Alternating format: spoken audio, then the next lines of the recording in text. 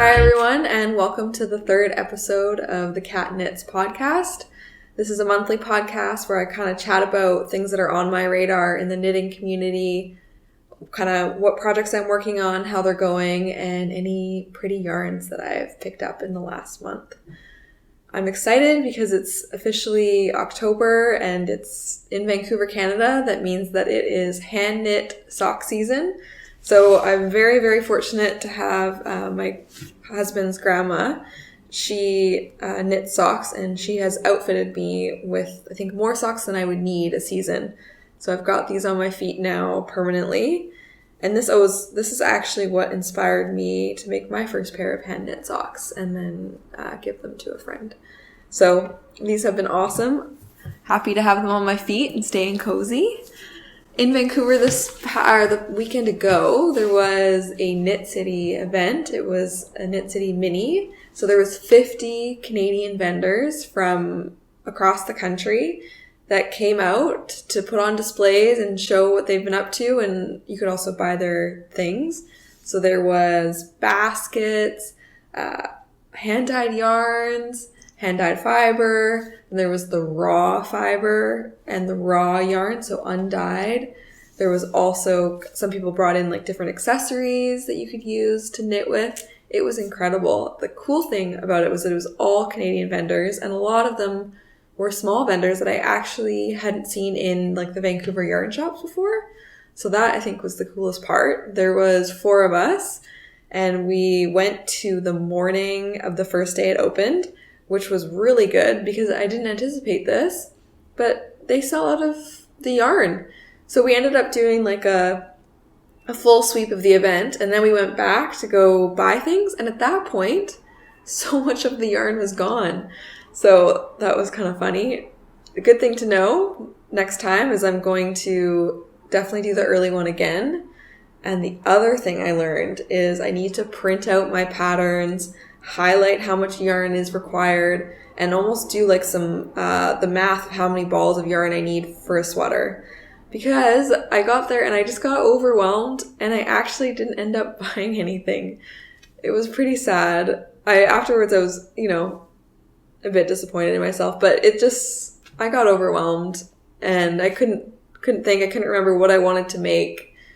So that's how it goes. But what I did end up doing is I actually collected business cards for all the indie yarn.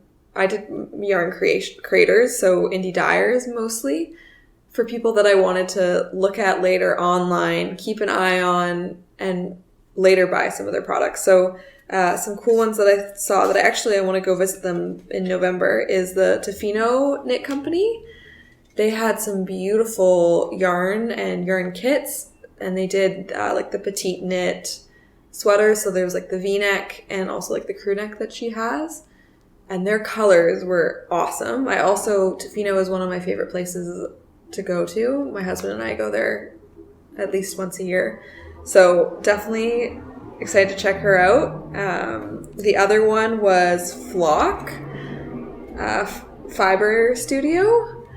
They had gorgeous yarn. I actually ended up writing down 2 of the colorways that I liked, which was Weathervane and Fireside. And I think Weathervane was like a really dark, kind of cool color, and Fireside I think was like more of an orangey color. All these yarns, you can touch them, you can see all the different hues. I mean, they were so soft, so beautiful.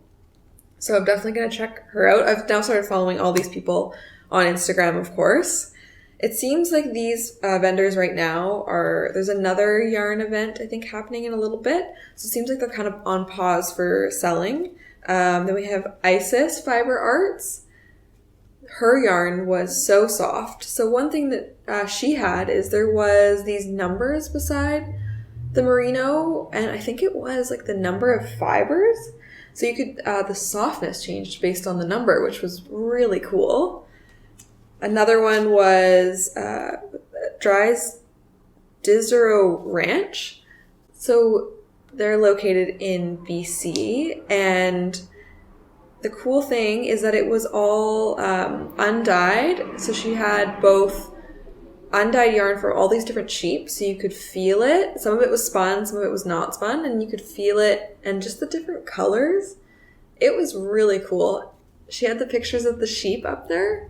So cute. They all look so different. I couldn't, like, some of them were like black with like huge horns. Some of them just look kind of like tiny little heads just looking at you. So that was really cool to see, and I want to check her out online. Gingersnap, which is based in Alberta. They have just awesome kind of bright colors. They had these Halloween sock kits that I was looking at. They also have a tweedy yarn, which I thought would make a beautiful sweater. So someone else to keep an eye on. And lastly was Sunday Fibre Co. So Sunday Fibre, it seemed like this was her first event. I actually checked out her website and it still has the like coming soon. I signed up for her email mailing list. Her yarn was beautiful. When we got there, when we came back for the second round, a lot of it was sold out.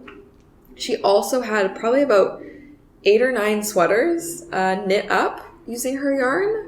So that was really cool to see. I almost was like looking at the sweaters to get inspiration of patterns that I should design. A lot of Petite Knit, Andrea, Maori, and one more. I think Jessie May, I think is her name. So yeah, that was so much fun going around there. And then in the evening, I ended up going to the Grocery Girls Knit Night, which was so much fun. We just kind of all sat around and knit, and then they hosted the event and people could come up and share their projects.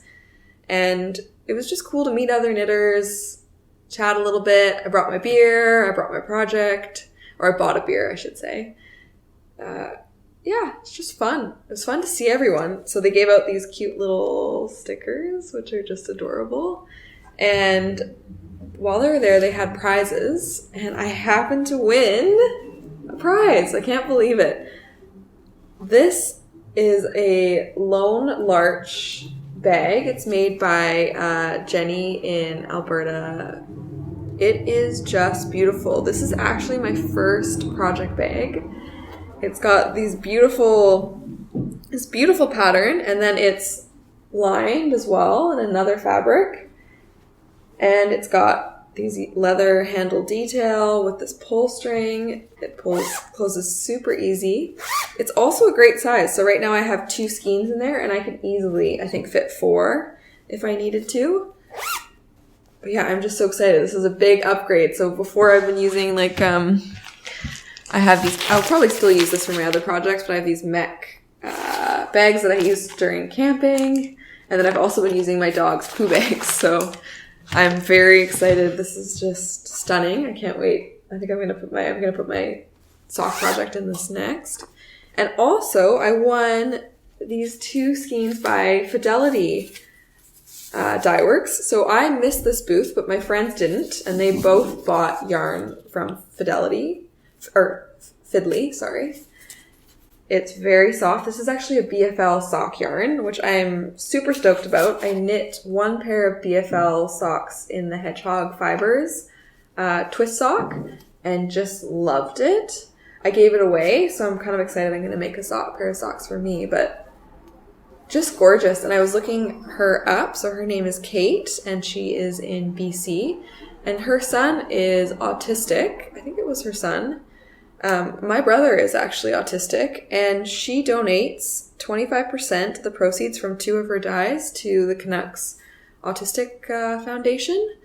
So it was kind of fun reading about that and kind of hearing about that about her. I'm definitely going to check her out. She actually is sold in Valley Yarns in Surrey, so very local to my area. I think I'm going to convince the ladies that I went with to go check out her yarn. It's just gorgeous. I mean, look at those colors. So this one over here is Oliver, and this one is Layla.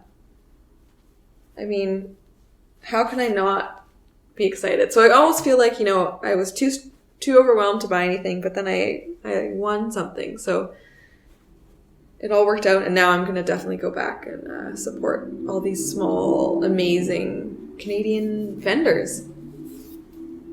Yeah, so my advice for next time, for anyone else that wants to go to an event where they have vendors, is sign up for the first day if you can go the first time. And the other thing is to print off your patterns, highlight it, and just be prepared. I think too, I was so not used to seeing anyone. And the event, there was a lot of people walking around, and we were close, and the booths were not that big, and you were squeezing in, and everyone was picking up things, trying, and it just felt overwhelming. So print out your patterns, and then you're just ready to hit the ground running. So yeah, that was an awesome first event. I will definitely be going to any future events. Rhinebeck, which is in New York, is definitely on the list. It's just far, and I think that's more of a kind of 5 to 10 year goal would be to go to Rhinebeck for the weekend. But yeah, this was awesome. Definitely recommend. Totally going to go back. So that was my last weekend. In addition, I don't know if you saw, but the Stephen West Knits Knit Along, he released the first clue. So that's happening, as well as the Knit Collage. So I've officially decided that I'm going to participate in the Knit Collage Knit Along. It's Tuesday, October 11th, I think. October 12th at 10 a.m. Eastern Time that the kits are released. I'm going to do the Magic Mountain Cardi, which is this color work. And if you haven't heard of Knit Collage, it's these beautiful, huge, like jumbo yarns and that they kind of create almost like a 70s look item. So I'm going to be making a cardigan, which is steeked, and she sells these beautiful, huge buttons. So I'm going to pick my colorway and get ready to be online right away at 7 a.m. Pacific time to scoop that up. That's my little treat to myself. I ended up returning some other sweater yarn to kind of free up a little bit of space. They are pretty expensive. I've been wanting to join for a while, but I've decided to go for it this year. I'm going to do like a little vlog, video log of my whole journey with her kit. So please subscribe if you're interested in seeing that. I'm trying to, all the projects that I make, I'm trying to video log it and edit it. So I'm also doing that with the balloon sweater by Petite Knit. Turns out editing is really hard and takes a long time. I now know why production movies take 2 years to do all the editing. It's incredible. So yeah, this sweater, I've made some progress, as you can see. So I've finished the body, and I've got one of the sleeves is almost done, I would say. I'm just gonna put it on. And the cool thing is now that I have one sleeve done, actually the rippling in the front has almost disappeared. So here I was freaking out about the fit. I should have just completed it. But yeah, you can see just the weight of the sleeve has really reduced this ripple, which is fantastic. So it is a shorter sweater, so it just kind of just covers my belt loop. And then it's got these huge bell sleeves. Or balloon sleeves. I ended up modifying the pattern a bit, and I started doing decreases every 7 rows starting at this clip, just because the sleeves were so huge. As you can see, like, this is all extra fabric. I do like the way it looks, but I am happy that I did these decreases. I'm probably going to decrease about 16 stitches before I get to the part where you do all the decreases rapidly to get that kind of balloon effect. Yeah, making good progress. One thing I did do is what's her name? She's a video. I gotta put my glasses on so I can see my notes. Her name is Susan Bryan. So she has a YouTube channel, which I'll link below. She is an advanced knitter, so all her YouTube tips are incredible. All these things that she really should make a book. I wonder if she has one. So what I did is she has this video about underarms. So I noticed when I did my first sweater for my mom, I had a big hole in my underarm. And it's almost when you join the front and the back, there's going to be that natural part where you're kind of the two stitches kind of separate. So she went over, I didn't follow her video exactly, I just kind of winged it because I watched the video a couple years ago, but definitely check that out for the real way to do it. What I did is I remember what she did is I picked up an extra stitch in that kind of area where the V happens from the two stitches separating. And then I knit one round and I knit through the back loop so that it was a twisted stitch for those extra ones to tighten up that area. And then on the next round, I knit that together with another stitch. So I ended up picking up one extra stitch per side, so 2 extra stitches in the armpit, and then doing the twisted and then knitting together, and oh my goodness, no hole. Looks so good. I'm so happy with that. I actually ended up using that same technique when I was doing these little socks. So I did that here. I ended up picking up an extra one. Well, I guess it wasn't an extra one, but picking up one and then making it a twisted stitch so that I could do it tight. So yeah, I'm really happy with this. I love the color. I'm a slow knitter. I've been working on this probably, 8 to 10 hours a week, and I still have a lot to go. I hopefully will have it done in November, but, we'll see what happens. So, this is another thing that I finished this month. So I finished my first of the birthday socks. I'm actually just going to take the sweater off. And that's for a pattern that I wrote that I would like to release. As I mentioned, we're going to Tofino in November, so I'm hoping to get it done so that I can take some photos while I'm there, get some cute, cozy photos on the beaches. So we all turned 30, so I finished these. I really love the color, this kind of cream with this pink. This is knit out of Sweet Georgia's yarn in Tough Love Sock. Ooh, I forgot to mention the sweater, the balloon sweater by Petite Knit. If you've been following along, I'll just say what it's made out of again. It's Madeline Tosh's Merino Light and then Drops KidSilk held together. Yeah. I'm still loving this yarn. I'm so excited about this pattern. It's coming along, making progress. I've cast on the top of the second sock, but I'm really prioritizing my sweater. But I would like to get this done for early November. So I might have to, if I don't finish the sweater, I'll just have to switch over. And I think that was all that I kind of wanted to chat about today. So thanks for tuning in. It's wonderful to kind of chat and talk about how things have been going. Hope everyone's doing well. We just had Canadian Thanksgiving. So my husband and I ended up hosting my aunt and uncle and my grandma and my parents and my brother. And it was so much fun. We're all vaccinated, so we were all able to get together. And that was the first family dinner we've had since COVID. So felt just so grateful to have the whole family together and to cook a big meal and kind of share that with everyone. So our kitchen is currently a mess. That's why I'm actually filming this way, so that you don't see the nightmare that's happening behind the camera. So that's what I'm going to do now this afternoon. But it's so great to chat. And I'll see you next month. Bye.